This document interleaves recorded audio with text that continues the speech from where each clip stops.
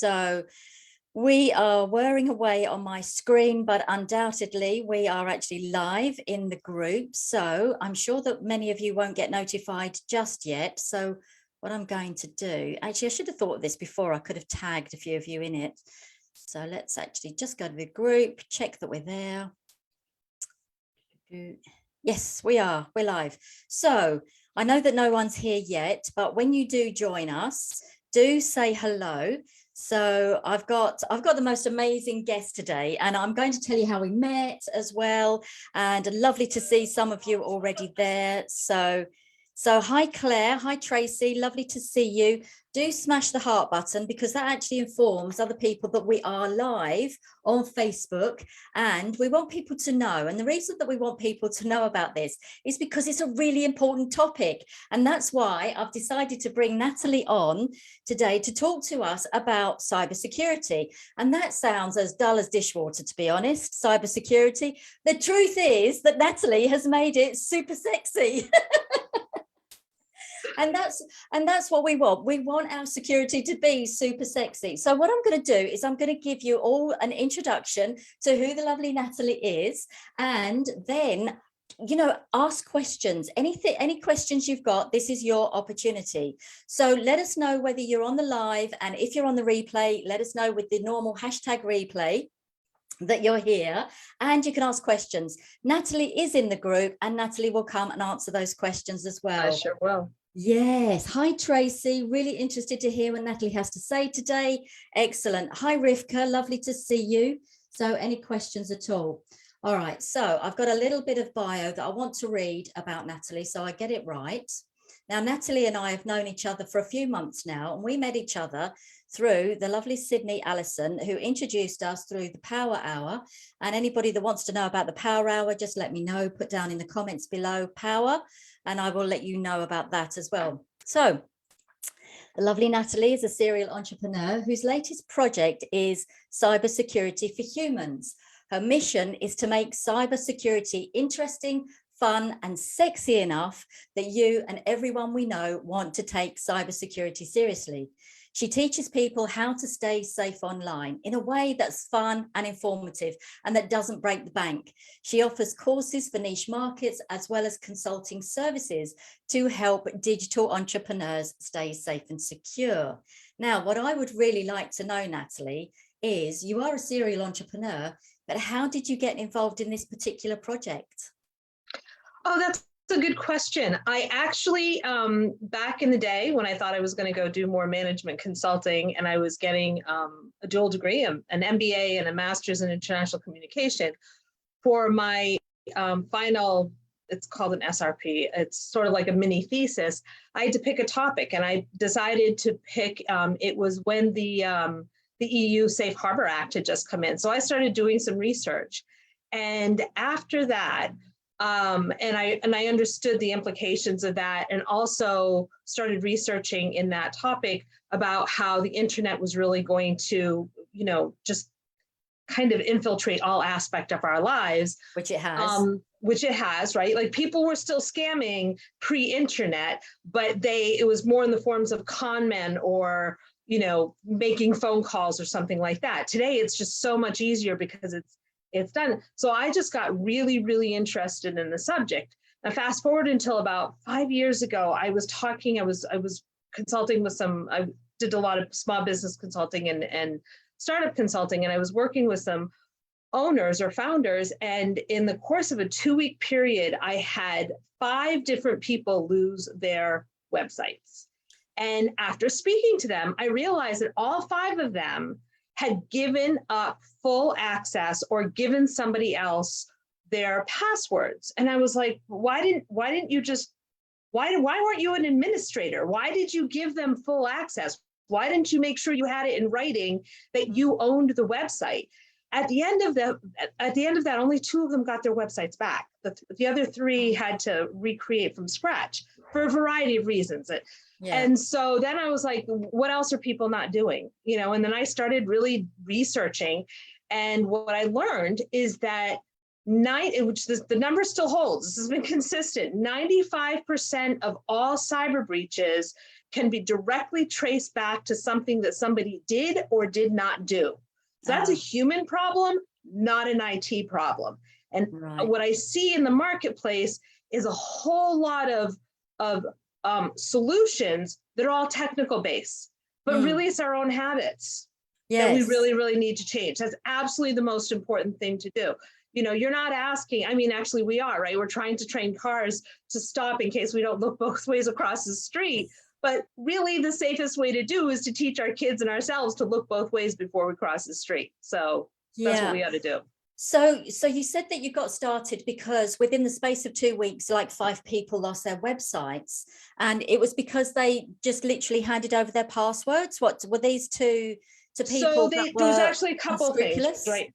No, they weren't like, so 2 of them had, so something that some website developers do is they rent their own server space. So instead of building your website on Bluehost or Kajabi or GoDaddy or something like that, they actually own the hosting space.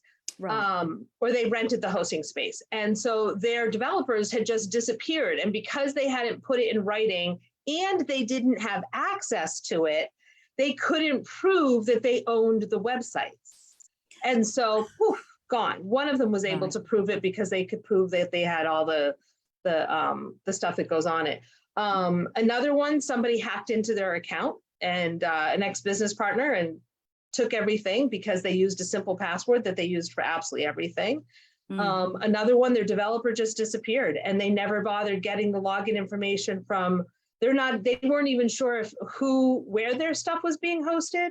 And I forget where the 5th one was, but it was all related to passwords and how you manage your digital assets, which becomes a really, really big issue when we're working on online businesses, even not online businesses, right? Even if we have a bricks and mortar business or a consulting business, we have a web presence. And if we don't own that and manage it and hold it, we're screwed. Yeah, definitely. Now I can see that we've got a few others online with us. So good afternoon, Laura. And good morning, Carol, because I know where you guys are from. So I got that right. So what we're talking about here is actually cybersecurity. We're making cybersecurity sexy. And if you've got any questions, whilst I've got Natalie online, do ask those questions. And one of the questions that I want to ask is, as you've been doing this, what do you find is the most common reason why people get hacked? Am I allowed to swear? You can. I'm sure I can find a facility to beep it. But we're all grown up on this. Really? Okay. I will just say shitty passwords. I mean, really effing bad passwords. They use the same password again and again. They use simple passwords. You know, I noticed in your description, you noted if you can remember your password, you're doing it wrong. I say that all the time. That's absolutely true.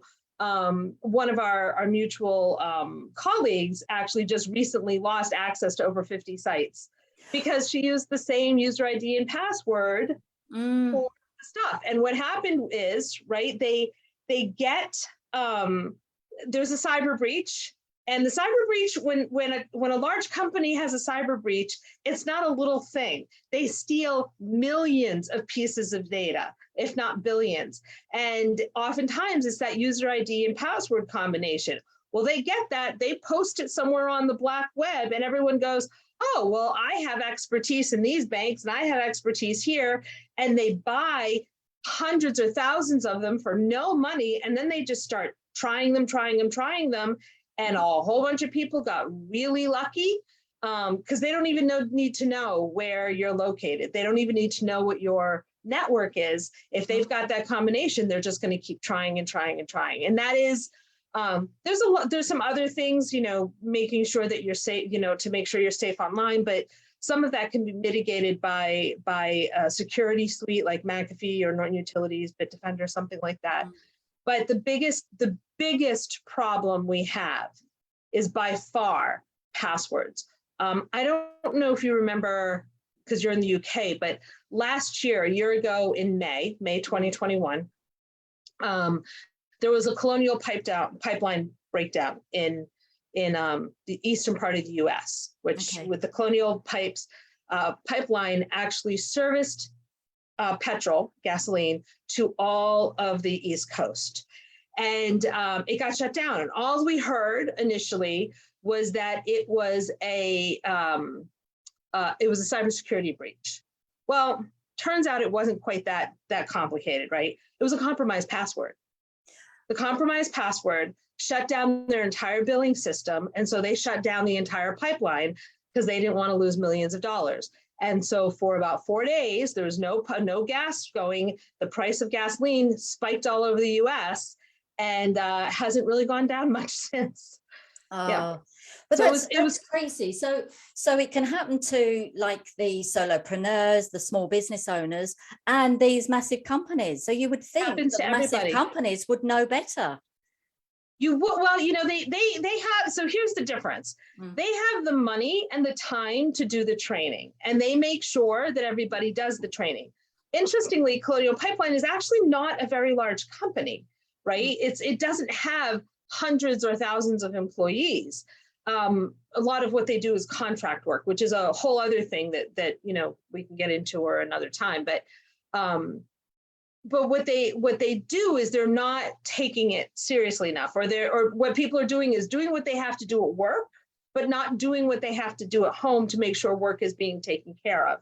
I was trying to do some research to find out what did the compromised password look like? Like, how exactly was that compromised? Because that could mean they used it multiple times, which is what happened when, in Florida, also last year, about a year and a half ago, which shut down, I think, the water. I think it shut down all the access to the water. I mean, It's just, there's a lot of, now I know somebody was trying to poison the water. And minor detail, right? Millions of people going dead because of that. But it was again, it was a password. It was an access issue. And but the solopreneurs don't. Like, we just don't think we're important enough, or the small businesses, we don't think we're important enough, so we don't take it quite as seriously. Interesting note, though, in the Fortune 1000, 25% of the people who are fired because of cyber breach, cyber for violations in cyber protocol. Right. And 25%. That is amazing. That is amazing. So it is down to human error, isn't it? So 95% of the time. 95%. Absolutely. So here's the thing. I am exactly what you said. Is I actually use the same password over and over again for all these different things. I do tweak it slightly. And the biggest thing that you just said is that we don't think it's going to happen to us. Yeah, I'm sure that our mutual colleague didn't think she was going to have to spend 2 weeks re-logging into, she lost thousands of dollars, got taken out of her bank accounts. She's permanently lost 2 of her social media accounts that she can't get back. That's crazy. Yep. No, that's it. And now that you have just admitted this publicly, you're going to have to get all those changed. I know. In fact, the funny thing is, before I met you, I would say that I was definitely that person. Hang on a sec, because there's a few people that want to come into the room, so I'm just going to let them in. I was definitely that person. Since I've met you, I have actually been more vigilant, because it's one of those things, you don't know what you don't know. And I think it is also that thing about, it's not going to happen to me. There's no way that it's going to happen to me. So I'm just going to close off these videos. Oh, no, that's all right. That's fine. So it was that whole thing. It's not going to happen to me. I think I've got my passwords fairly well sorted out. And then you said that one thing, using the same password over and over again. Now, I know I said that it wasn't exactly the same password, but it is quite close. It is quite similar to all of, to each password. So since I've met you, I have actually been more vigilant, and I have gone about changing those passwords. And I'm like to ask you a question. What do you think of these password creators? These things that you can get, like LastPass, like Dropbox. They do a password thing as well, where they save your passwords and they can create passwords for you. Are they worth using? They are, but they're not all created equally. I've been using LastPass because they were one of the first years ago, and they were free at the time. Actually, they still have a free version, but you can only use it on one device. But the problem with some of them is, and I'm not saying like security is a really big issue all around, right? But if there's things like browser passwords, like your Chrome, Safari, even Microsoft Edge, they all have password keepers, but you can't necessarily use them across platforms, which is a huge problem. The other thing is that you're using it for so much stuff that unless you're going incognito, like there's a whole bunch of little weird problems. I'm not as thrilled with, I mean, look, if the only thing you can use and afford is Chrome, then by all means. But here's the difference. Like, you don't have to log into Chrome to access your passwords. Okay.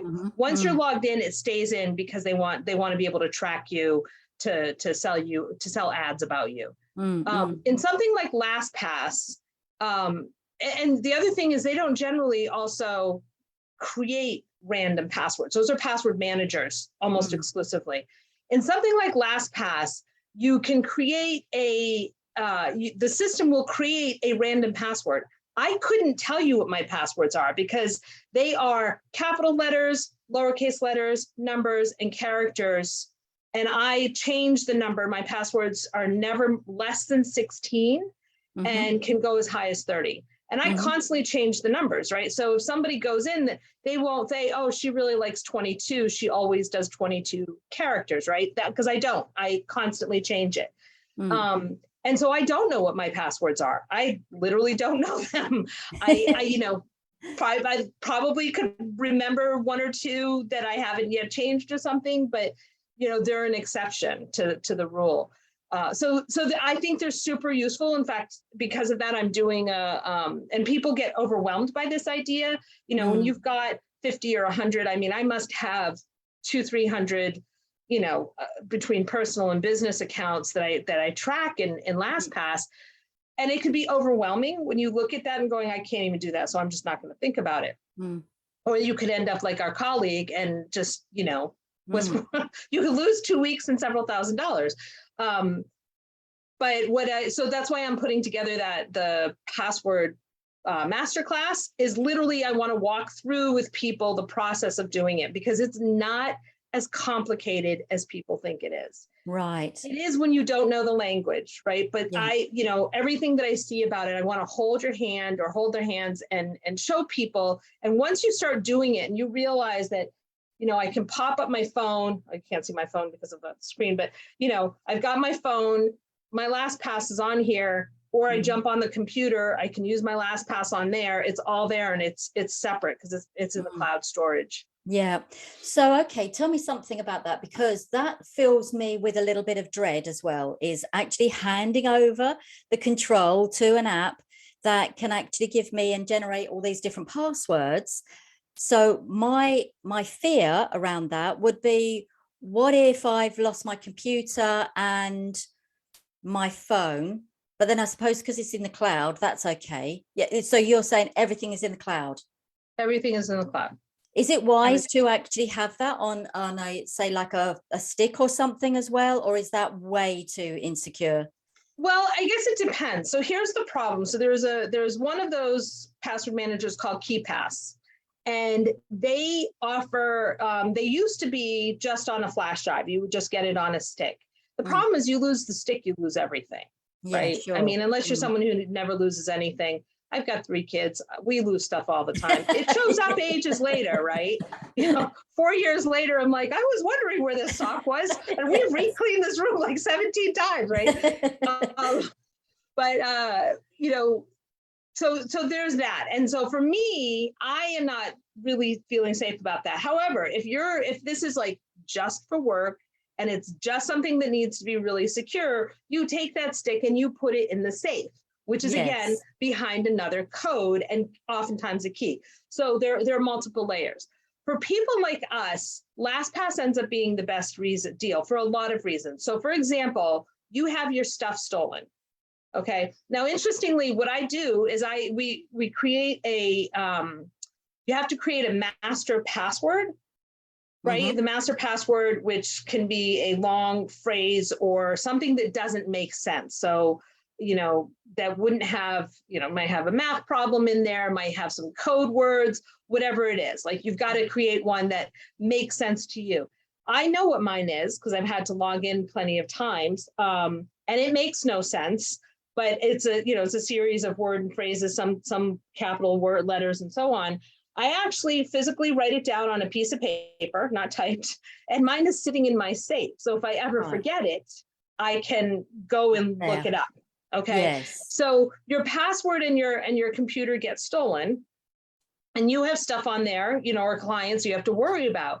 Well, you just go in and you go to someplace else and you log into your master lab thing and you change your password, and all of a sudden nothing can get accessed by anything. Yeah. So tell me, what's, I don't want to scare people, but I do think it is important. Since I've met you, I've realized the importance of this. What is the worst that could happen if you got hacked, or if your passwords got stolen? What would be the worst case scenario?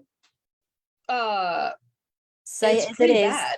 It's identity theft, Mhm. money theft, Mm. business theft, reputation, loss of reputation. I mean, why would I do business with you if you don't even care enough about my information that you're not doing what you can to protect it, especially in 2022? Mm. It's pretty bad. Here's the truth. More than half of all small and medium businesses go out of business within 6 months after they've had a cyber breach. Oh, yes. Yeah. Well, I mean, that's, so I've got goosebumps. So yeah, that me is like, too. That is this a is big when I statistic. yeah. So it's like when you start realizing the statistics, because I've been following them and I find so many of them so fascinating. I really am a numbers nerd at heart, but That is so geeky. so geeky. Like, who likes this stuff? But the truth is that it is, I'm doing this because nobody else is doing it, right? Yeah. Like we get emails and everybody gets oh, you have to do this. And I mean, how many times have you had your data breached? How many letters have you received? I mean, in the US, because we don't have rules that are anywhere near as strong as in the EU, but how many times have you received letters saying that your data has been compromised? Yeah. I mean, I used as a joke. I started keeping the letters when me and myself and my ex-husband, we had dozens letters from the IRS and from the military and from a bank and from someone that I didn't even remember I did business with. They had to send me a letter saying, "Oh, there was that time that Experian, which is one of our credit rating companies." Same here. We've got Experian. Yeah. Right? Like they lost their data. Billions of people had hundreds of million, I think it was billions, lost, had their information. Yes. So yeah. it's gonna happen. It's gonna happen. So the question is, what can we do to mitigate the fallout? Yes. We say in the cybersecurity world, it's not a matter of if you're gonna get hacked, it's a matter of when. When, yes. And for us small businesses, our goal, we only have one goal. It's to thwart whoever it is for about 10 minutes. That's it. Hackers, I've spoken to several hackers, many hackers, and unless they are specifically trying to get you for a reason, they're going to give up after 5, 10, 15 minutes because there's so many people out there who aren't taking care of business. Why are they going to waste their time on you? Yeah, sure. It's simple. And you think the thing is, it's so easy to do. I mean, what about all those emails that come through and they are saying, "Oh, you've just got we are the solicitors for Mr. Obba Wobba Wobba." Oh my God, the phishing. I love phishing emails. They are so funny. They are hilarious. The problem is that a lot of people do get sucked into it. And do you find that it is older people, or do you find it's just anybody? I mean, anybody could really get sucked into these. So anybody could get sucked in because you don't pay attention. Interestingly, it's not going to be who you think. It's both younger people and the much older people who get sucked into those emails. Yeah. I would say millennials and Gen X. So the people today who are in their 40s and 50s are a little jaded and a lot more skeptical. And so, I mean, this is statistically, like people don't believe this, but statistically, we are much less likely to fall for something like that. We're like, why do you need my bank information? You know, my employer, to why do give you me need my $6 bank million? information when I work for you? Right? Whereas the younger folks are like, oh yeah, you know, this was, so GoDaddy sometime during the pandemic, I think it was GoDaddy, sent out an email to all their people, and it was a testing thing, and it was for phishing. And in it, it said, hey, we've done so well, and we're so proud of you. We're going to give everybody $600. Submit your name, your social security number, and your bank information, and we will send you money. Now, this in theory was from their employer, right? My first question would be, why are you asking me this information? Because I know for a fact I have direct deposit, and in order to work here, I had to give you my social security number. Hundreds of people submitted their information. Whoa. Right? This is an online company. And then everybody got mad because that was not nice to do to people in 2020 or 2021 during the pandemic when everyone's desperate for money. And I'm like, but that's exactly when the bad guys are going to go and do this. So it's easy to say, right, that it wasn't a nice thing to do. It was actually the smartest thing that they could have done, because it really gave people an idea of what is coming after them. And so, you know, y'all were mad, like everyone was mad at the wrong people. Don't be mad at the company that's testing their employees, because the only people who would have lost their information from that was themselves. It wasn't even the company, right? Like I would have lost my social security, my bank information, plus you would have had my full name. Yes. What else do you need? Yeah, exactly. Now we've got a couple of people in the Zoom. So hi, Linda. Hi, Prem. Lovely to see you both. Please ask any questions that you've got in the chat. I'm going to carry on with some of the questions. And one of the things that I wanted to say I mean, you actually sent me this as a suggestion, but it's absolutely true. A lot of the people that are in my group are actually digital nomads, or they're people that are aspiring to be able to work anywhere. Now, one of the things that I do talk about is the fact that, yeah, you can work anywhere. You can work from whatever venue you arrive at. You can work from a cafe.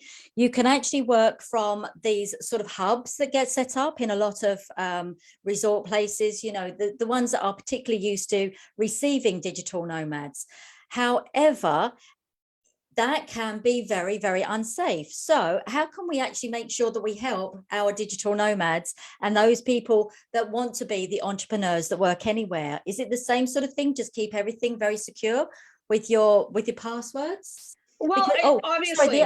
Sorry, the other thing I wanted to say to you about that was what came up in the conversation yesterday, which was really interesting, is that a lot of the digital nomads will actually be doing remote work, and they will be working on behalf of other companies. So they might be freelancers, or like I say, doing remote work, which means that they could be privy to someone else's very private information as well. So there's a kind of knock-on effect there. What would you suggest? Well, there are two things I want to respond to that. That knock-on effect is actually a much, much bigger issue than people realize. Because if someone is hiring you, right? So I give the example of, you've got situations like let's say that somebody actually wants to come after someone you're associated with somehow.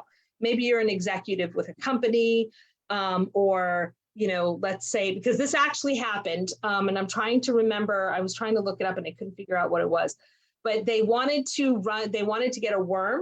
They wanted to do malware or ransomware or something on a bunch of computers. And what they did is they couldn't get to the primary computer.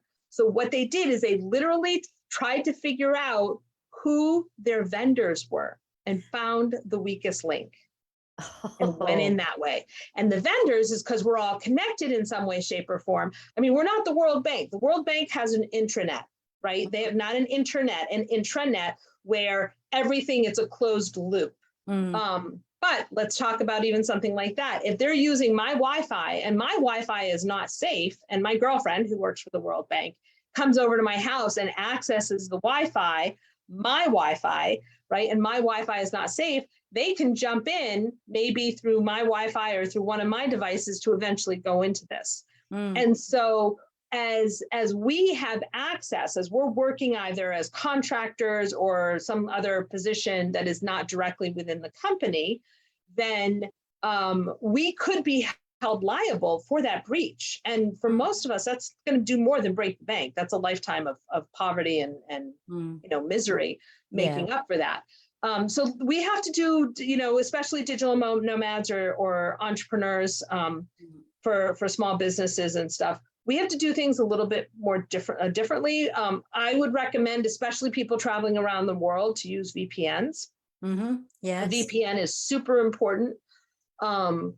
And I've got to do a little bit more research. I'm not thrilled with the idea of I would rather use a VPN that is maybe either native to my country or to a country that is much more friendly than, so if you're doing something maybe that could be, I guess today could be in the Ukraine or close to Russia or Cyprus or something like that, right?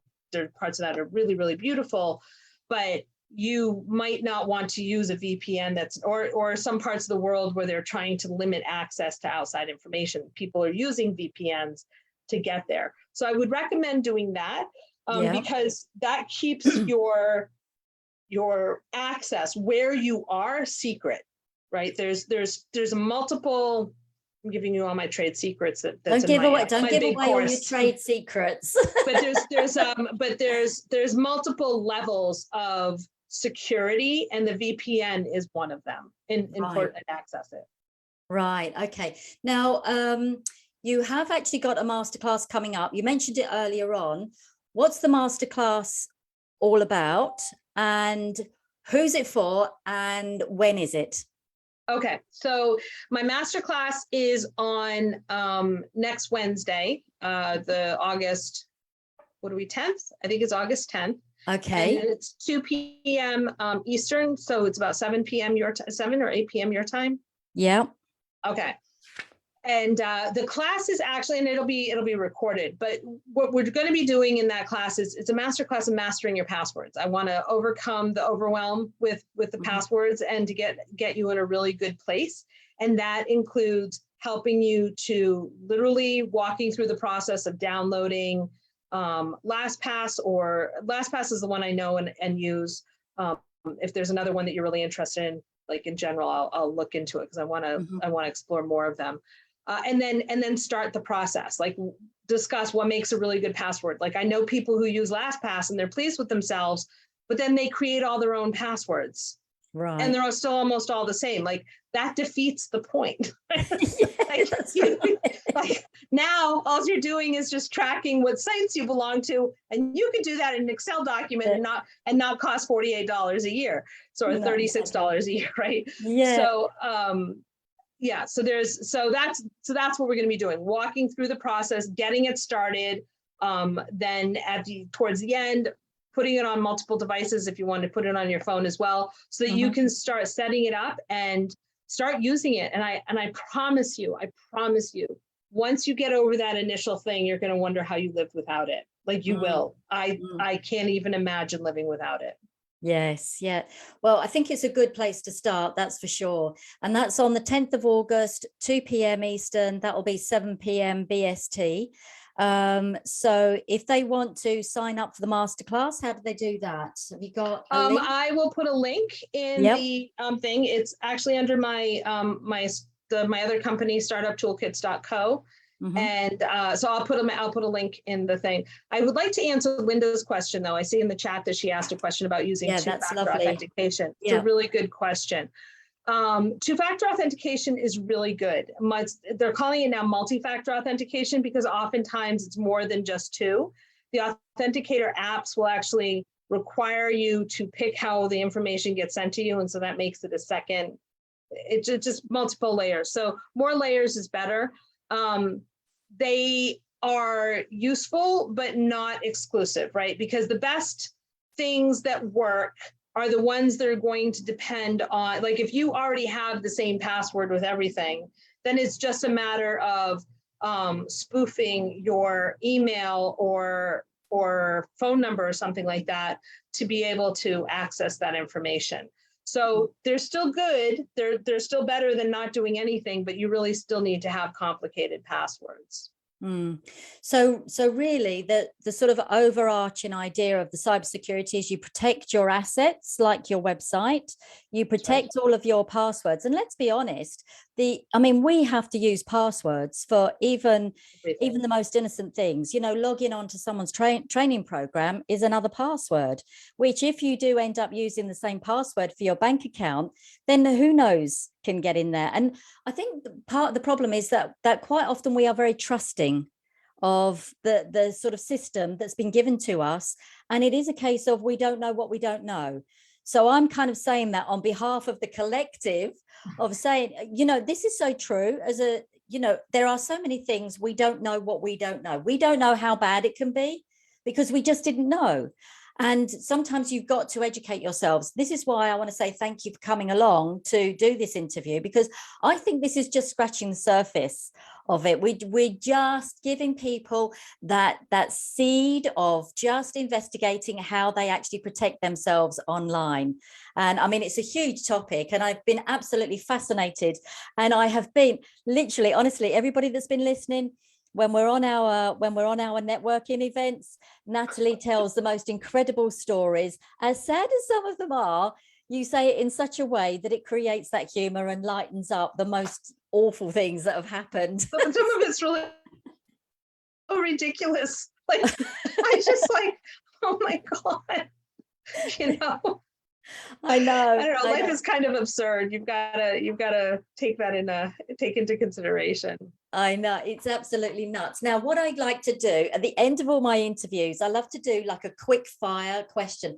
All right. Sure. So before I do that, however, let's just check in the chat. So Linda's saying I have different passwords for everything. Also use complicated passwords, often having to request resets, which I do regularly. That's really good. So I'm going to respond to that resets, right? Yeah. That's fine and good if you don't mind doing it. But when you're using a password management, you're not going to get stuck re-requesting, because what studies have shown that requiring a password reset every 3 months is actually not necessary. It's detrimental because people now are constantly having to remember new passwords, so then they just do the same thing and add a 1 at the end, or a hashtag or something. Right. Oh, interesting.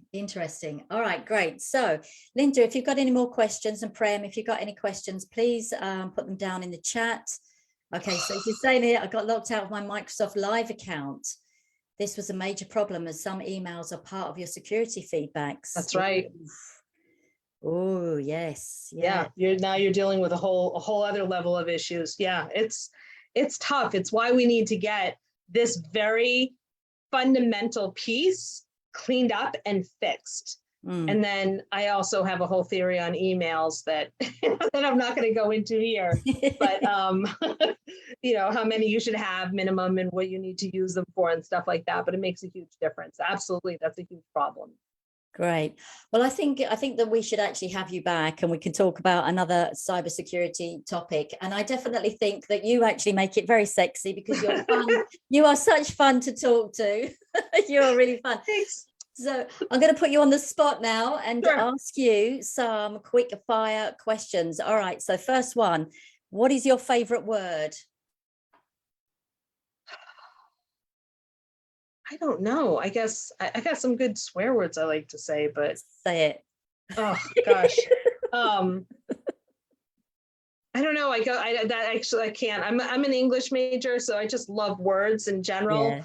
Yeah. My undergrad, and so I really like descriptive language. Like people really pissing me off. They're a fuckwad.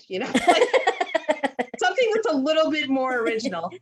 I love that. Okay, really good. I remember there was a software company I worked for years ago, and they had the software warning, but this was back in the day on the floppy disks, which some of us will remember. I remember floppy disks. And so we had to put, you could do a copyright warning, but they didn't, but that didn't mean anything because you could still copy stuff, which you can't do anymore. Yeah. And so, what we put on it instead was, if you steal this information, may the fleas of 1,000 camels infect your armpits, right? Like I just love that's kind of language. So, Uh, oh, that's wonderful. If you could have one superpower, what would it be? a superpower. What superpower would I want to be?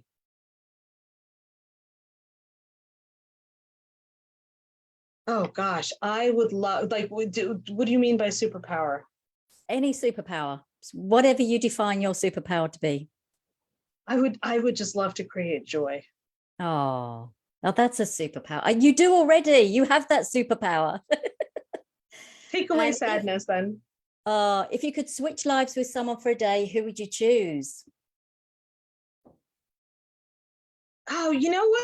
Maybe myself when I was younger, because I'd have the like wherewithal and knowledge and just like, girl, stop like worrying about what everybody else thinks. Just do it, even though everybody else is going to be mad at you. It would be Yeah, pretty awesome. My life would be very different with a day with me today. I love that. The fact that you've got the brain that you have and the experience that you have now, but in the younger you. Yeah, like Yeah. seriously, it's only recently that I really understood that youth really is wasted on the young.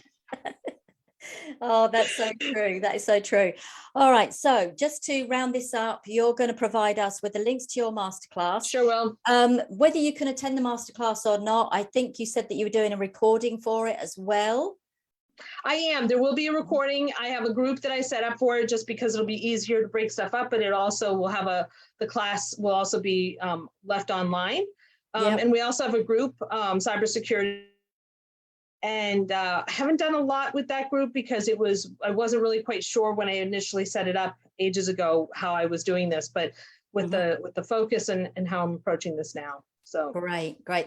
And in the meantime, if you want to ask any more questions, either on the live or actually on the Zoom, or even afterwards, just pop your questions into the comments absolutely. below. Natalie will keep checking in, and or if I see it first, I'll tag Natalie in on it so that she can come and answer. I've really enjoyed this, Natalie. Thank you so much. I had a great time. Yeah, it's been awesome. Thank you for your time and thank you for your incredible knowledge. It's just absolutely brilliant. And I certainly will be making some changes, that's for sure. So thanks again, Natalie. And I will Thank see you. you again soon. Thank you. Take care. Bye.